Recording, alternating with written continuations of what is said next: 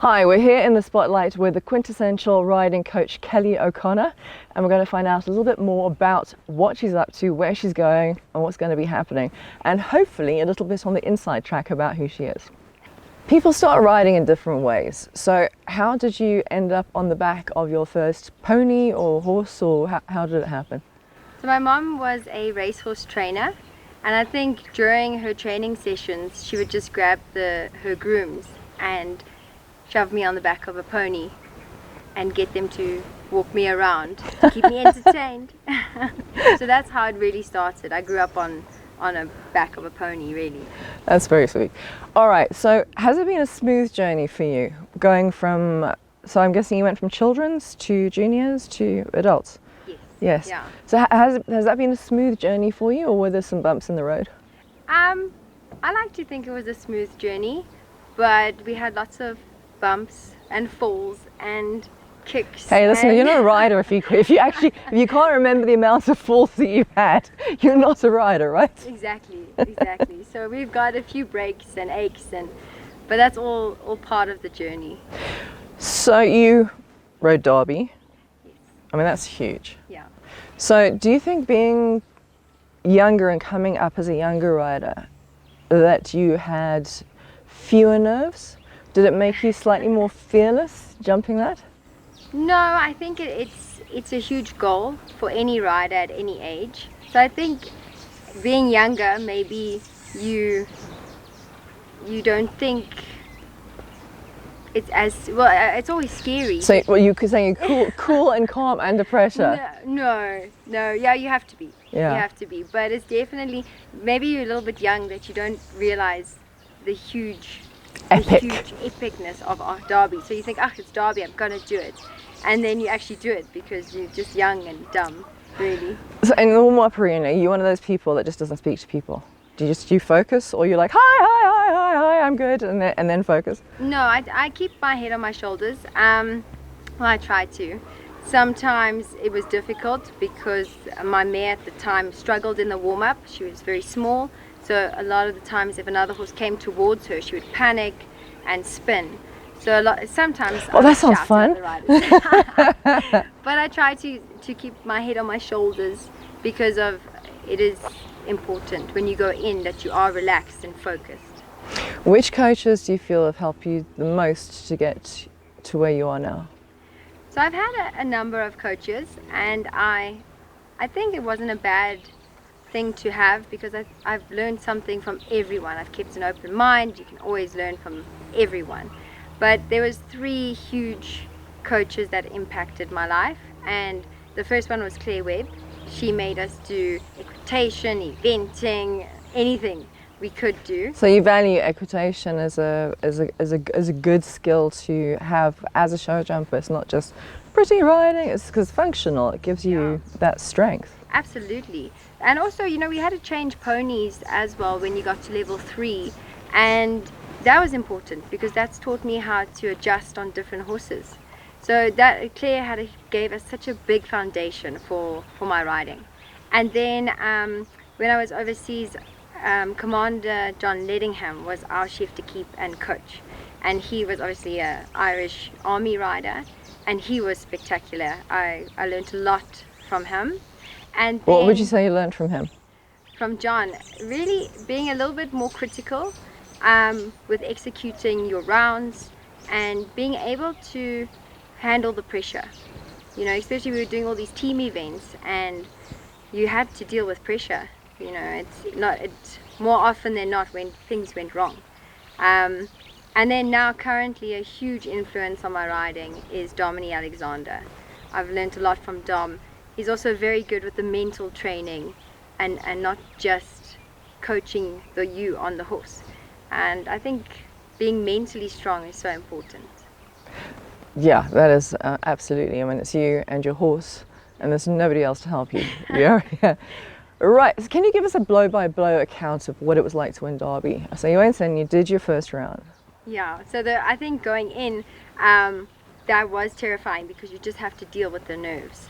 And so that's almost the hardest part. Do you settle after you're like at 1, 2, by 3 you're like calmer, 4 it's going well, or No. are you just absolutely vigilant the whole way around? Yeah, so as you go into the arena, I breathe out, release all the nerves, and say, okay, that's over with now, bell goes, off we go. And then Yeah. you've just got to focus on what's in front of you and what's coming up ahead. Whatever happened, if you knocked or stopped, or it's in the past. So you just got to focus what's in front of you. So I think the nerves is the worst part, is going into that arena. That for me is the, Before the bell rings. like at the entrance gate. Yeah. That for me, you'll see I'll stand quietly and I'm almost like shivering. It's a very intimidating gate, this, I have to say. Yeah, and the course is massive. Yeah. Which in the derby, which jump would you say that you, if you were concerned about any jump or any combination of jumps, which was the one that you were like going, really got to focus on that and not freak out about it? And is there any one particular jump in there that? So there's two jumps that would be sort of my bogey fence, and the one being, which did catch me out actually this last time, is the St. Andrew's Cross, because Hera had stopped at it previously years and years ago. She's very careful, and I think the St. Andrew's Cross is very intimidating. Yeah. But I did a rider error. I overrode it, and she didn't even blink twice at it. So then that caught us out, and then the wall. And the year we I was won, wondering if you'd say wall, Oh, because you've that got the wall. water to the wall. That is, thank heavens we have the water to the wall, because at least the water lines you up, Yeah. and then you have that momentum. You can just kind of support, and then on takeoff I just close my eyes and think, please take off, because she hasn't a few please times. take off. So the year we won, the wall stood. It was the highest obstacle on the course, Yeah. and I remember walking the course. It's and they announced intimidating. It is horrible. Yeah. And it was a meter 67, and I think I really did close my eyes on takeoff. Yeah. Yeah. So, and then you went into the jump off. Yes, then it was a jump off. But the jump off, I think you kind of also go, okay, what's the worst I can do? What's the worst placing I can be? It's a podium finish, so you've got nothing to lose. So, going overseas, you're going for a second time. What made you decide to go for a second time to start? So I've always wanted to go back. The first time I went back was more of a quick sort of decision, impulsive. This time I'm going back. It's a more rational decision and a long-term decision, and it's something I've wanted to do for a while. So this is going to be a year's situation overseas, not a month's. No, this is a few years. I'd like to go for a few years this And is anyone in particular so where are you going to be training to start with, and is there anyone in particular that you maybe would move on to or would like to move on to? So at the moment I'm going to base it's a bit of a stud farm and a dealing yard. So I know them from previous, where I used to stay in Belgium with them. So it's going back home almost to friends and a little bit of family. So that's quite nice, that I'm going to familiarity. I don't particularly have a trainer that I'm going to, but I will definitely, I think it's a personal thing for me with a trainer, because you need to also have a bit of a friendship and be able to communicate. And it's got to be that click Yeah. with someone, otherwise it's yeah. And they've got to deal with you when you're at your worst, because when you're under pressure you do all sorts of things, and they've got to deal with you when you like that.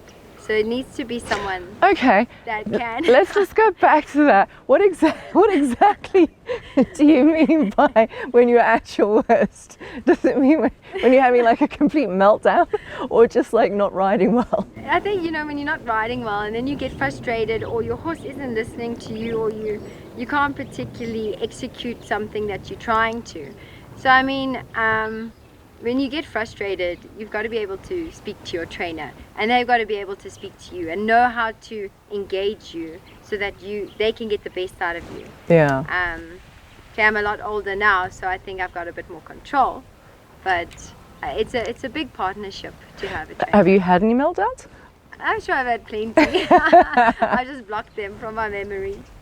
So when you went overseas the first time, did you go over purely as a rider, or did you have to get stuck in and do the mucking out and the grooming and the because I know some people actually, that's, you know, when they go over, because it takes a lot of money to do something like this. Yeah. So I think when you go over, even if you just a rider, you have to also have that horsemanship where, yes, if you need to muck out, then you muck out, because your horse comes first and your horse needs a clean stable. So for me, it's not such an issue to muck out a stable, to groom your horse and to tack up. I mean, that's all part of being a rider at the end of the day. Yeah, it's very different overseas to here. Yeah. It's a lot of state. When I remember when I moved here, and it was just like, okay, your horse is ready. I'm like, what? Yeah, Yeah. exactly. We don't, well, I mean, here we're so spoiled. Yes, no, that's Yeah. for sure. Do you spend a lot of time with your horses in the stables and in paddocks and kind of bonding with them? As you say, you called yourself a horsemanship and a horsewoman rather than just a horse rider. Yeah, I like spending Do you think time. it's important? I think it's very important. I like to get to know the character of my horse. You know, they're all a little bit quirky. Oh my goodness. You know, yeah. Yeah. So it's nice to know some of them are timid and some of them are cheeky. So I like to get to know them, and I often walk past and I like staring at them, and they're such beautiful animals. So I enjoy them as an animal as well. What advice would you give to someone who is watching this interview now and would like to go overseas? What would you say is the criteria? How do you get to that point? So the first thing is you need to book a ticket. That's the step number one. Don't you need to be able to ride first? Yeah, but okay, so you need to ride, or you need to have passion to ride. And what level do you think that, because would it surely not be a waste of money for someone to go over if they're not an open rider? I think you need to see what do you want to achieve. They have all levels overseas. So whether you're a 1 meter rider, a 110 rider, I don't think you have to be a 150 rider to go overseas, because they do also have 1 meter classes and 110 classes. So I think gaining that exposure, and it's valuable, So you have to be, my advice you have to really believe in yourself, because not everyone else will believe in you, and that's okay. The only person that really needs to believe in you is you. Yeah. So that's my biggest advice, is basically you need to back yourself, because you're the only one really at the end of the day that can make it happen. And is it easy to pick up? Easy. Is it easy to pick up rides when you're overseas, and to pick up other horses and to ride for other people? That I think it's difficult. You need to have contacts. You need to have friends. You need to have people that you can speak to. So the more approachable you are, the more you speak to people, the more you're willing to ride and put yourself out there, the more opportunity you're going to get. And how are you with young horses? I mean, do you, because some people break horses, not break them, you know what I mean? So some people break in horses and bring them on from scratch, like literally sort of just lying on them and all that kind of. Would you say that is one of your strong points, or would you rather somebody else does that bit and then you'll bring on a green horse, or would you rather have a horse that's sort of come to a certain point and be able to ride from there? I would rather have a little bit of a going horse. I have backed horses. That's it, backing a horse, not breaking a horse. Jeez. Breaking a horse. So I have backed horses, and we do it very slowly. We start when they're very young. We've bred a few horses, so then it's easier to do it when they're younger, and just make the process as uncomplicated and unscary as possible. But it's not something that I would, it's not my passion to break horses in. Ha! So She also said break. Yeah, or to back horses. So backing horses isn't my passion. I like producing horses. I really enjoy that. When a young horse starts to go up into the higher levels, and then especially when people come to try them out, because often these horses get sold. And when you watch someone try out a horse, it's very special. It like gets you a little bit in your heart, because when your horse is well behaved and just doesn't put a foot wrong, And then you get a rider that comes along and goes, yeah, "Ah!" No, I've had, yeah, the riders are normally quite good, but also the horses are good. Yeah. So the riders don't have any need to. Issues, and they Yeah. they don't have to Yeah. pull around. So I'm going to say this is really fun. I'm loving speaking to you. Sometimes when one interviews a person, they can be a little less relaxed. So, what do you do to cut loose and relax? For me to relax. Yeah. Okay. So, say we weren't in COVID. Yeah. What would you do? You've got friends you go out with, and Yeah. So I have a good friend group, and we do dinners, and we enjoy each other's company. We play a little bit of golf, or we attempt. I don't think you could call it golf, but we drive the golf buggy around and swing our go to the pub. club. Yeah, and then afterwards we'll go to the pub. Yeah. So yeah, I don't think riding takes up so much time, but I also Sure. it's important you have a bit of downtime. Have you ever done karaoke? Once, not very well. And do you remember what you sang? No, flip. I don't. I think it was such a bad singing session, they banned me. So I'm guessing you had a couple of drinks to do that. It takes most of us a couple of drinks to do that. How do you rate South African riders as opposed to the riders that are overseas? Which now we're talking about the top tier level riders. I love the South African riders. I think we have such good, strong riders. They've had to make whatever horse they've had the opportunity to ride the best that horse can be, which is quite amazing. So I back our riders, and I think we have to back each other. But do you think the standard is the same as the top level overseas? I think Honestly.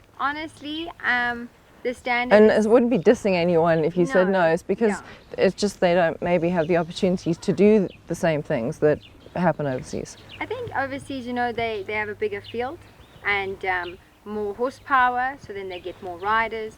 They travel so much more throughout countries and continents. So the level must be higher. It has to be higher. So in the nicest way possible, I think our riders are amazing. Exceptional, and if they were given the yeah. opportunity, so that's Yeah, exactly. That's what I'm getting at. The level must be higher. a political overseas, way of saying that. But I rate our riders. Yeah. I really do. No, for sure, and they are spectacular. There's a lot of phenomenal riders at the top. Yeah. How many horses do you ride a day, and do you do anything else to keep fit? Because obviously people think that don't ride, that you're just sitting on a horse and the horse does all the work, and no, heck no. Yeah. So is your riding enough to keep you fit, or do you do other things as well? So I try to keep my cardio up. I run a little bit, but often when you Define a little bit. no, like a little bit, not like a 5K. That's not a little bit. That's a big run. So maybe I'll try get 2Ks in every second day. At the moment, I'm running a lot more because I'm actually riding no horses at the moment. Yeah. So it does differentiate. Some days you'll ride 5 horses or 1 horse, or then some days if you're doing an auction shoot, you'll end up riding 10 or 12 horses. Because you ride for? Capital stud. There you go. Yeah, that must be that's a great opportunity. How did that come about? It was a few years ago, it must be 4 years ago, and then Henning just said the one day, he phoned me and said, listen, someone suggested to him that he gets hold of me and I come and sit on some of the young auction horses. So I took a drive out to Harties, and he had 5 horses for me, and he said, right, pick your 2 favorites, and then those will be your 2 that you focus on for this auction. Oh, stunning. Yeah, so then, but obviously you do a lot of the other horses as well. Do you have any role models worldwide? Does not have to be in South Africa. I grew up obsessing over Marcus Eining when he was riding for pleasure. They were my absolute idols. I could watch them for hours and hours and replay it. So he is still probably my ultimate role model. Going overseas. So when exactly are you leaving? It's quite soon. Yes. So the end of this month, I'm booking my ticket for the 28th of February. All right. No, wait. At the end of this month, we're in February. Yeah. Relationships as a rider, is that tricky? And I'm talking romantic relationships, and especially going overseas. Are you in a relationship? I think I am in a relationship. Is he coming with you? Yes, so we're busy with working on his visa. He's on the green mamba passport, so it's quite tricky for him. We have to follow quite a few steps in order for him to go over. But yeah, I think my partner is very interested in what I do, and he also has his own hobbies. So it works really well.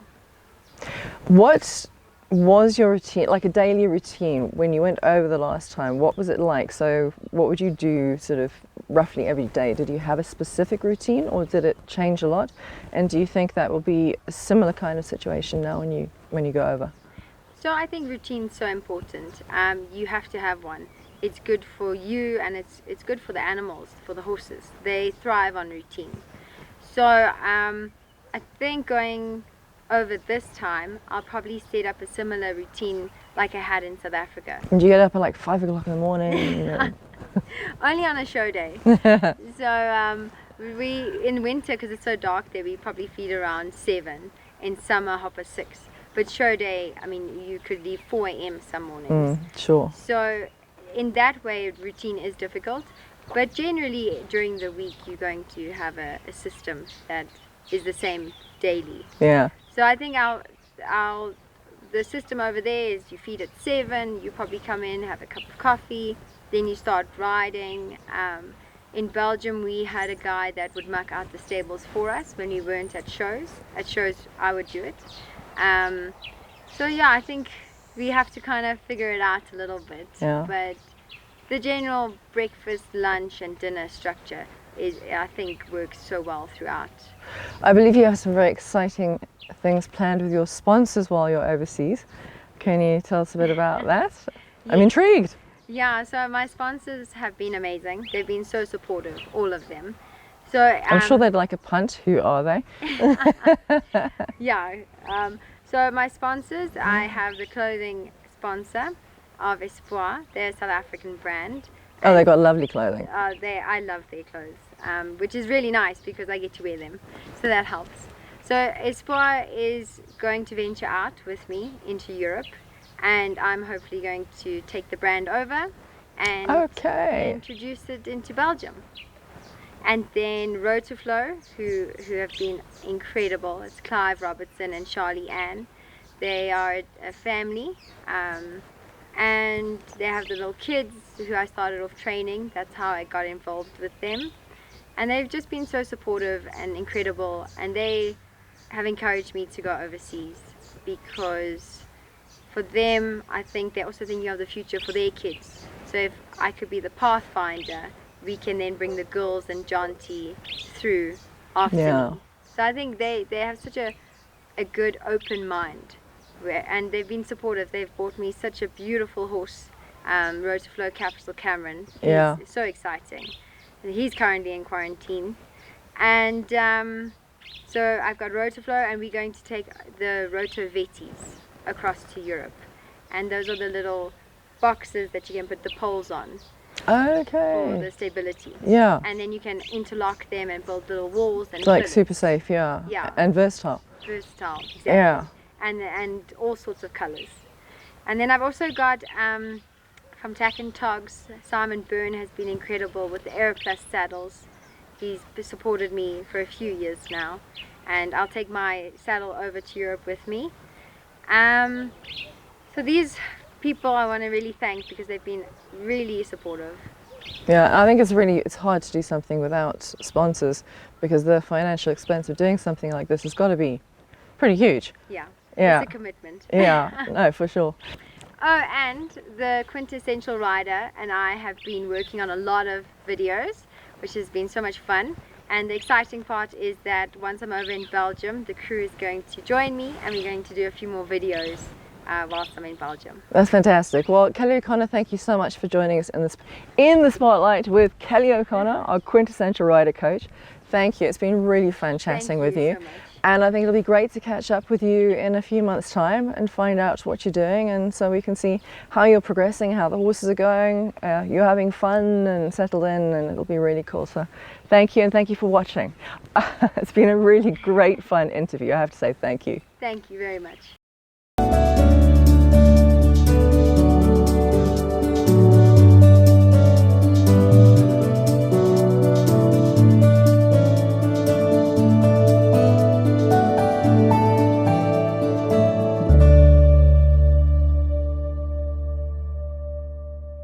So Kelly was mentioning this is like now we're now outside the interview and we're doing a little snippet.